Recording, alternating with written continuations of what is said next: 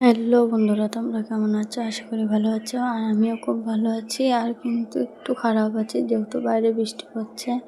আর আমাদের এই বারান্দায় পাশের ঘরটা যেহেতু কিছু দেওয়া নেই, ছাদ বা টিন ফাঁকা, এর জন্য ওই পাশের ঘরের থেকে না জল আমাদের বারান্দা হয়ে বাইরে বেরোয় পাইপ দিয়ে। এর জন্য পুরো নিচটা জলে ভরে যায়। জলে দাঁড়িয়ে দাঁড়িয়ে রাঁধতে হয়, প্রচণ্ড অসুবিধা, কিন্তু কিছু করার নেই।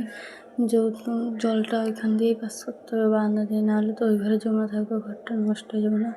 আর এদিকে দেখো বৃষ্টির জল পরে কী হচ্ছে। আর এই দেখো আজকে করবো ঝিঙা পোস্ত। এখানে কড়াই গরম করে তেল গরম করে নিয়েছি, এর মধ্যে কালো জিরা দিয়ে দিলাম ফোড়ন। আর এখানে ঝিঙা আছে, এই ঝিঙেটা এখন কড়াইয়ের মধ্যে দিয়ে দেবো একটু হালকা নাড়াচাড়া করার জন্য।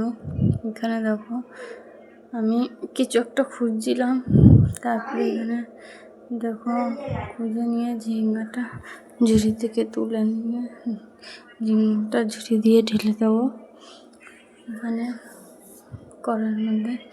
জলটা ফেলার জন্য একটু ঝাঁকাচ্ছিলাম। এদিকে দেখো গরম কড়াইয়ের মধ্যে যেহেতু আমি কালো জিরা ফোড়ন দিয়েছিলাম, এর মধ্যে এখন ঝিঙ্গাটা দিয়ে দেবো, দিয়ে একটু নাড়াচাড়া করবো। এই যে দিয়ে দিয়েছি, এখন এটাই নাড়াচাড়া করবো, একটু হলুদ লবণ দিয়ে নাড়াচাড়া করবো, এটা যাতে মজার জন্য। আর এখানে দেখো আমি মিক্সিতে পোস্ত, মগজ, কাঁচা লঙ্কা নিয়ে নিয়েছি, কারণ পোস্ত আর মগজটা একসঙ্গে ছিল, এর জন্য পোস্ত আর মগজটা দুটোই বেটে নিয়েছি। আর লঙ্কা মশলাটা আমার হয়ে গেছে। এখানে দেখো লবণ দিয়ে দিচ্ছি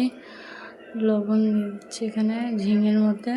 আর তোমাদের পুরো ভিডিওটা কেমন লাগলো আশা করি কমেন্ট করে বলবে। আশা করি ভালো লাগবে। ভালো লাগলে লাইক কমেন্ট শেয়ার করে দিও। আর চ্যানেলটিকে যারা ফলো করেনি প্লিজ আমার চ্যানেলটিকে ফলো করে দিও।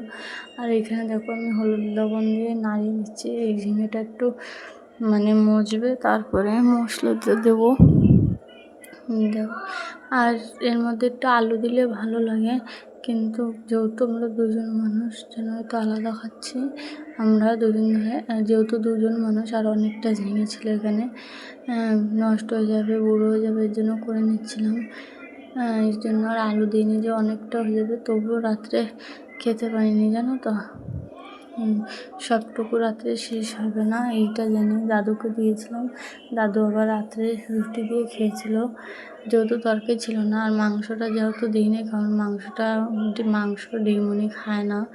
আর এখানে দেখো পোস্তটা আমি দিয়ে দিলাম, ঝিঙেটা যেহেতু মজে গেছে একটু, ওই জন্য।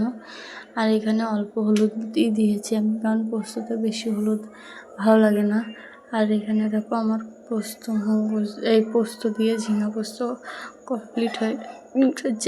কমপ্লিট আমার ঝিঙে পোস্ত।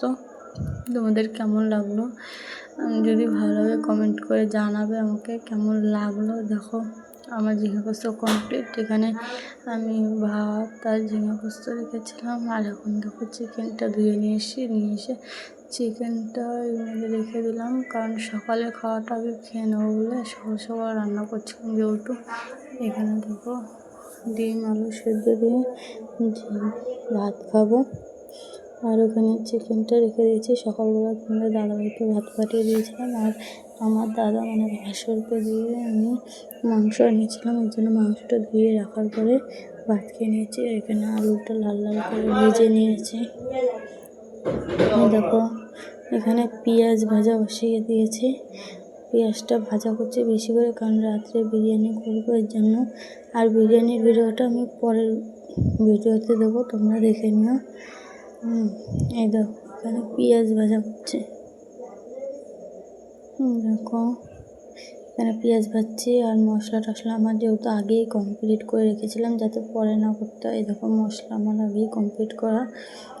আলুটা লাল লাল করে ভেজেছি আজকে। মাংসটাও খেতেও দারুণ হয়েছিল। দেখো পেঁয়াজ ভাজা করছি এখানে। পেঁয়াজটা লাল লাল করে ভাজতে হবে, কারণ যেহেতু আমি বিরিয়ানির উপরে পেঁয়াজটা দেবো, ভাজা পেঁয়াজটার জন্য।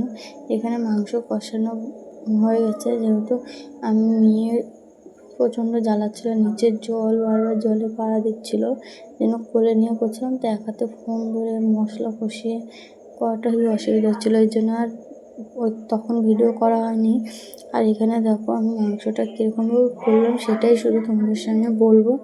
এখানে প্রথমে জিরে ফোড়ন দিলাম, দিয়ে পেঁয়াজটা ভাজা করলাম, করে তার মধ্যে মশলাটা ভালো করে কষিয়ে নিলাম, দিয়ে কষিয়ে নিয়ে তারপরে চিকেনটা দিলাম, দিয়ে কষালাম ভালো করে। অনেকক্ষণ কষানোর পরে এখানে আলুটা দিয়ে দিয়েছি একটু আগে আগেই, কারণ আলুটা আবার সেদ্ধ না হলে বিরিয়ানিতে আলুটা যে দেবো শক্ত থাকবে, ওই জন্য আলুটা আগে আগেই দিয়ে দিয়েছিলাম।